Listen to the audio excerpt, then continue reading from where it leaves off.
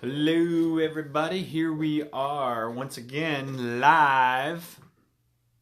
So part 4 of our Rebuild the Temple series. This is our last video, everybody. So quick recap, this whole series has been about addressing different areas that we basically encounter stress in our lives. And stress in itself is simply a force that is acted upon us that creates us to adapt to that force. And stressors can be negative and basically destructive in nature, and other ones make us stronger, and some of them they're one and the same.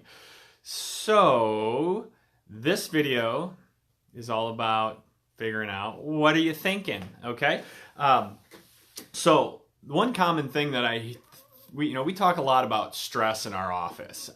We talk about it in terms of the physical, the chemical, and the emotional, but what we find happens more times than not when we first bring up this thought of stress is, people get this image in their head of pulling your hair out, or at home and wrangling up the kids and trying to rush off to, get them off the school bus, or running throughout the day, and we're Uber drivers for our kids, so we're running all over the place, and just not enough time in the day to basically take time for ourselves, and we're expelling all this energy, right? And our focus is all over the map, because one second we got to take Blake to archery, one second we got to take Nolan to basketball, another second I got to prepare for this video, and the story goes on and on and on, and my life is fairly busy. I got 4 kids, and I know that there's a lot of you that are in the same boat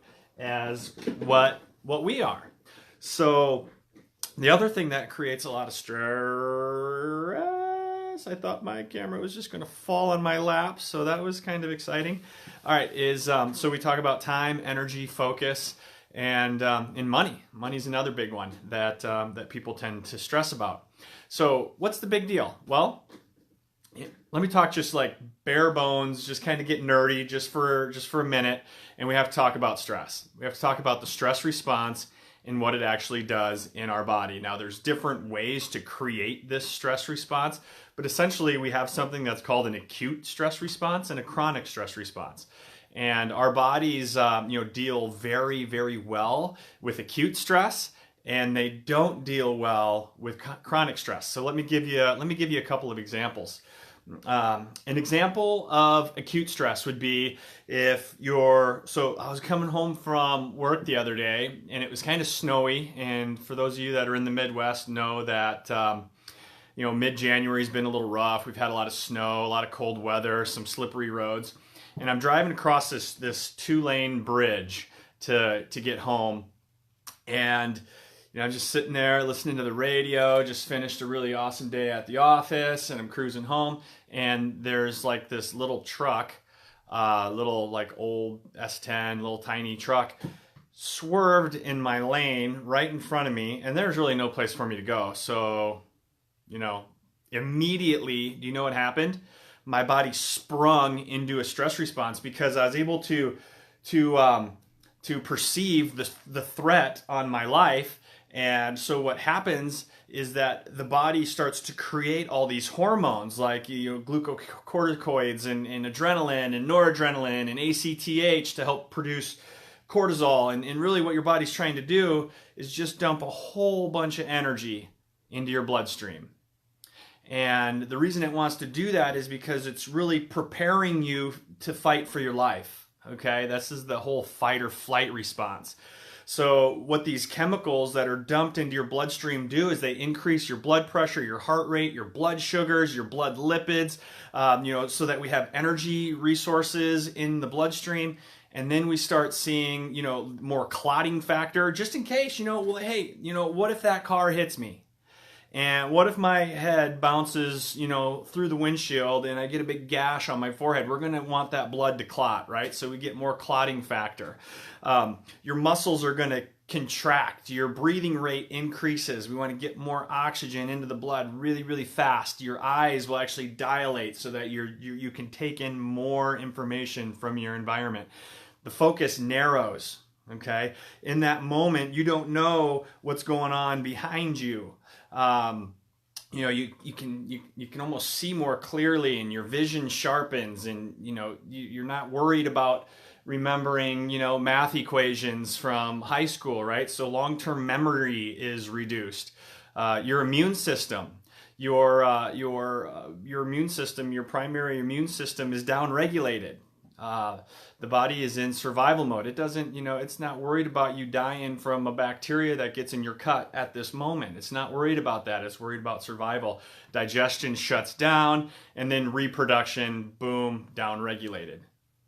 Okay, so that's all the crazy stuff that goes on when you have acute stress. Okay, now, normally what would happen, and what happened to me on that particular day, if my wife watches this video, I see her right there. Hi, baby. She probably doesn't even remember me telling the story. I never did. I never talked about it. I've never talked about that truck that swerved at me, that got my heart rate pumping and got me just kind of like gripping that steering wheel extra tight and saying, okay, here we go. You know why? Because when that car was past me and I made it through that moment, I had a gigantic sigh of relief, and I thought, man, am I lucky. This bridge has been closed down 3 times already this winter, and I know there's been some major accidents, major injuries, and you know, I immediately went into this state of gratitude before I got to the other side of the bridge that I was still alive. Now, had I been worked up over that and stayed worked up, like if my stress response just kept burning, right? Like, and my emotional state just kept burning, and I started like, you know, thinking a whole bunch of like, what was that idiot thinking? What was he doing swerving across the lane? I mean, what was he doing? Was he texting? And if I started like jumping to all these conclusions and getting myself more and more worked up, then more than likely I would have went home and I would have told my wife all about this idiot that almost hit me on the bridge. And, you know, every time I would tell this story, my body, it wouldn't be able to understand whether it was still like a reality, something that I still needed to be stressed out about, or, you know, your experience is going to shift in that moment, right? So like the more you relive it, the nervous system relives it. And when the nervous system relives it, we're going to start seeing this fight or flight physiology just continue to kick in. Okay. Now, I could have spent a lot of time talking about the stress response and fight or flight in all 3 of these videos. Okay. And the reality of it is that the foods that you're eating, and if you're taking in an overabundance of calories, for instance, then that's going to help feed the stress response. So there's all these things that feed the stress response. And the point being is that how we get into this state of chronic stress is really, because our bodies are constantly bombarded by stress. And unless there is an actual intentional focus, unless you have developed an intentional focus to be able to calm that down, then chances are you're flying in this chronic stress, this long-term stress. Okay? So let me share with you really quickly here what happens. I'm going to get a little nerdy again. I'm going to talk about what happens when your body's under chronic stress. Okay? Do you want the short answer or the long answer? Anyone that's listening, do you want like the really nerdy stuff or do you want the short answer? I know what you're going to say. You want the short answer, and that's the one I'm going to give you. Here it is. Ready? Chronic long-term stress. Ready? You stimulate a threat. You see this. You see the threat, right? You see that car coming, right? The stress hormones are released. So we're just talking the nerdy stuff, the physiology, what's going on inside of the body. You know what? Here it is. If you want to know what happens during the chronic stress response, rewind this video about 3 minutes, maybe 4 minutes, to see what happens during the acute stress response, because it's the exact same thing. The only problem is that when you're living under a long-term chronic stress response, because your body never ever gets to go to that place where, oh my gosh, I survived. Because, you're bombarded by the next thing right away, right?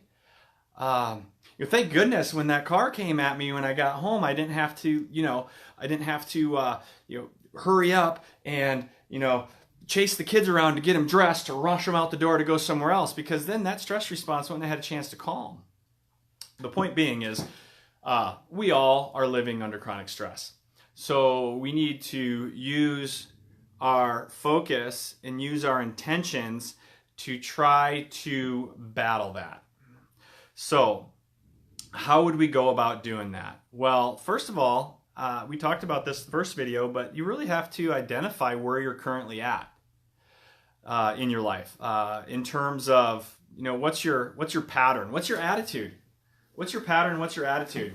Picture, we got this glass right here, right? Dr. Kate is the bomb. She gave me this for a Christmas present. Let's say that like this right here, this glass represents my subconscious mind. Okay, these are the thoughts that are bouncing in my head that I'm not aware of currently. So we'll call it the glass, right?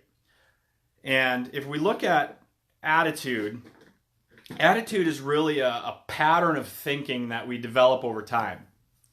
And what we want to know about our attitude is like, so what's in this glass, what's underneath the surface that we're not thinking about all the time, that's constantly, we're dripping into that through our life experiences, okay?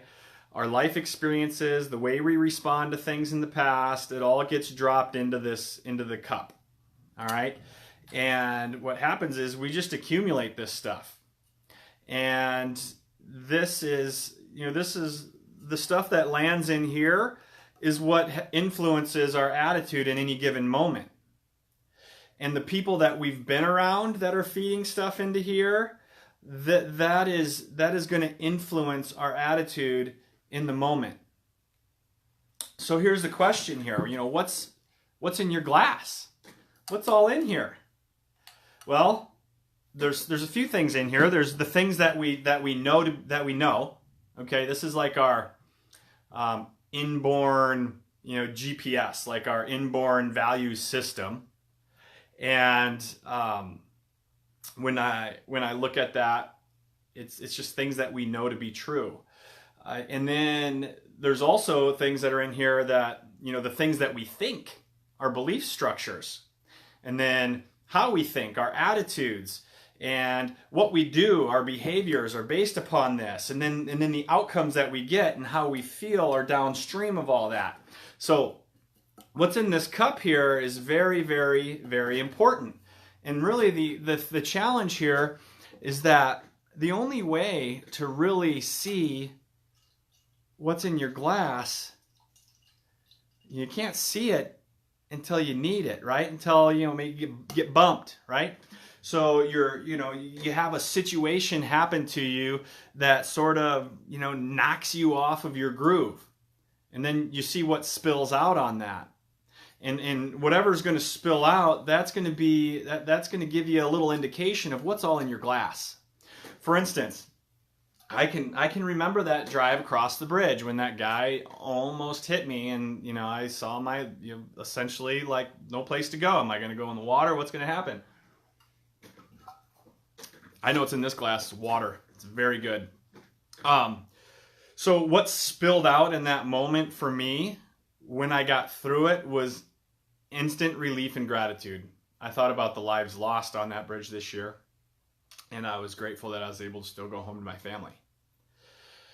So what could have spilled out is really just like, maybe a critical spirit, like just really mad. Like, I want to do a Yui and chase that guy down just so I can flip him off, right? Or go home and complain to my wife about how this guy almost hit me, and then just get stuck in this state of stress and anxiety and upset. And I know some of you guys are there, and it's okay. It's okay. I'm not saying that you're always going to have rainbows and unicorns spill out of your glass. it's really quite okay to not be okay. But it's also a really good idea to evaluate what came out of that glass, especially if it gives you a result that didn't benefit you. If you can think back to the first video, our beliefs are going to dictate our behaviors, and our dictate our behaviors, which are the actions, and then those are going to give us specific results. And if you don't like those results, you got to backtrack. You got to figure out, okay, so what beliefs led me to get to that direction to begin with? And the big thing is that we want to try our hardest to stay aligned with our innate or core values that we have as humans.